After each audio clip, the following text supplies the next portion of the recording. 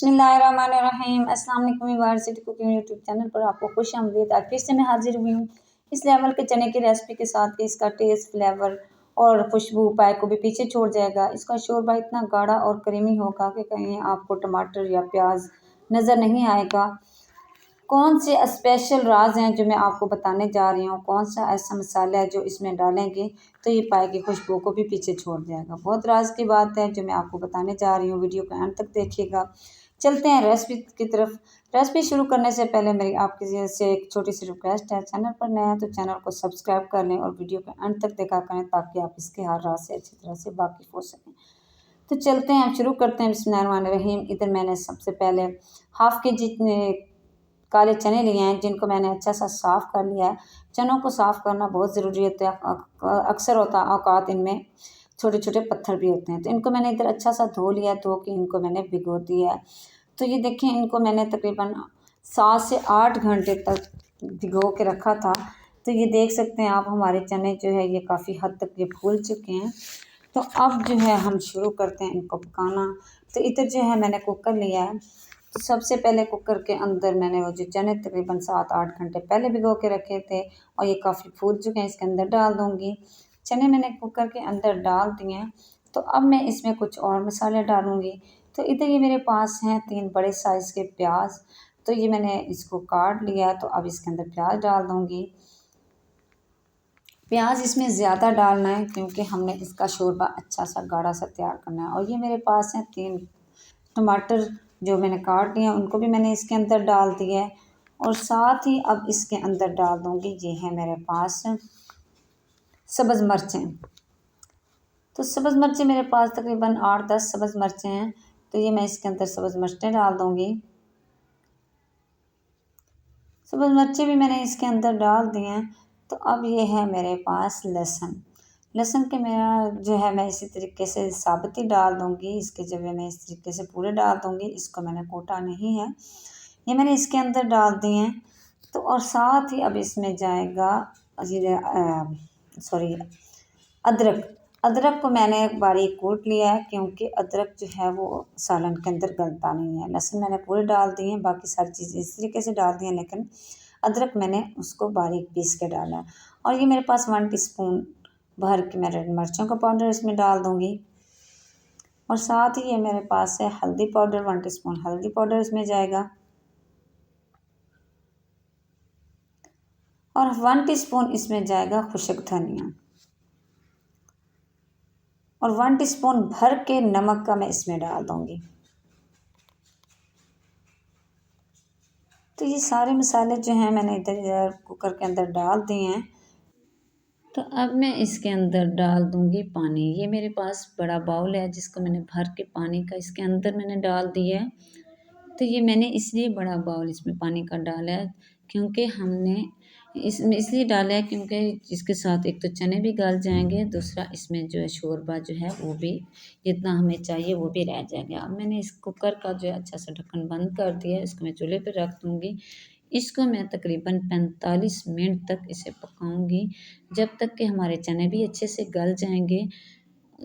तो ये देखें, आप देख सकते हैं इसको 45 मिनट हो चुके हैं। तो ये मैं आपको दिखाती हूँ कि हमारे चने भी अच्छे से गल चुके हैं। और जो मैंने इसके अंदर प्याज, लहसुन, अदरक वगैरह डाला था, टमाटर, सब्ज़ मिर्चें डाली थी, तो सारी जो है वो अच्छी से गल चुकी हैं, इसके अंदर जो है वो मिक्स हो चुकी हैं। तो अब जो है इन चनों का पानी जो है वो मैं अलग कर लूँगी। तो ये इधर मैंने बाउल लिया है और मैंने छलनी ली है। तो इस तरीके से छलनी की मदद से इन सबको मैं छान लूँगी, इसमें से मैं पानी निकाल लूँगी। तो ये आप देख सकते हैं कि चनों की जो यखनी है इनको मैंने अलहदा कर लिया है और ये जो चने हैं इनको मैं कढ़ाई के अंदर निकाल लूँगी। तो ये चने मैंने इधर कढ़ाई के अंदर निकाल दिए और कढ़ाई मैंने चूल्हे पे रख दी है। इसके नीचे मैंने फ्लेम जो है ऑन कर दी है। तो इधर हमने इसको हाई फ्लेम पे पकाना है। तो सबसे पहले मैं इसके अंदर डाल दूँगी कुकिंग ऑयल। बिस्मिल्लाहिर्रहमानिर्रहीम। इस तरीके से मैं इसमें 1/4 कप कुकिंग ऑयल का डाल दूँगी। कुकिंग ऑयल मैंने इसके अंदर डाल दिया है और इस तरीके से हमने इसको हाई फ्लेम पे इसको पकाना है, क्योंकि अभी इसके अंदर जो है वो थोड़ा बहुत जो शोरबा है, ताकि वो अच्छा सा खुश्क हो जाए और हमारे चने जो हैं वो अच्छे से भुनाई हो जाएं। तो अब मैं इसके अंदर डाल दूँगी, ये है मेरे पास हाफ़ टी स्पून सौंफ। तो मैं इसके अंदर ये सौंफ डाल रही हूँ। इसके साथ जो है इसके अंदर से बहुत ही अच्छी खुशबू आएगी और इसका टेस्ट इतना अच्छा आएगा कि आप पाए और गोश्त भूल जाएंगे। तो इसको अच्छा सा मिक्स कर लेंगे। अगर आपके पास पिसे हुए सौंफ हों तो आप वो भी डाल सकते हैं, लेकिन मैंने इधर साबित सौंफ डाले हैं। तो ये मेरे पास है हाफ़ टी स्पून रेड मिर्चों का पाउडर, तो मज़ीद मैंने इसमें हाफ़ टी स्पून रेड मिर्चों का पाउडर डाल दिया। तो आप अपने टेस्ट के हिसाब से थोड़ा ज़्यादा कर सकते हैं। और हाफ़ टी स्पून जो है मैं इसमें डाल दूँगी हल्दी का पाउडर।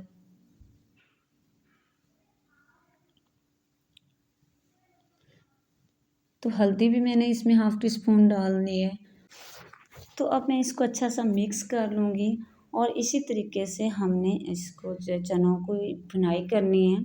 इसके अलावा हमने इसके अंदर कोई मसाले वगैरह नहीं डालने, कोई गरम मसाला नहीं डालना और ना ही कोई और मसाला हमने इसके अंदर डालना है।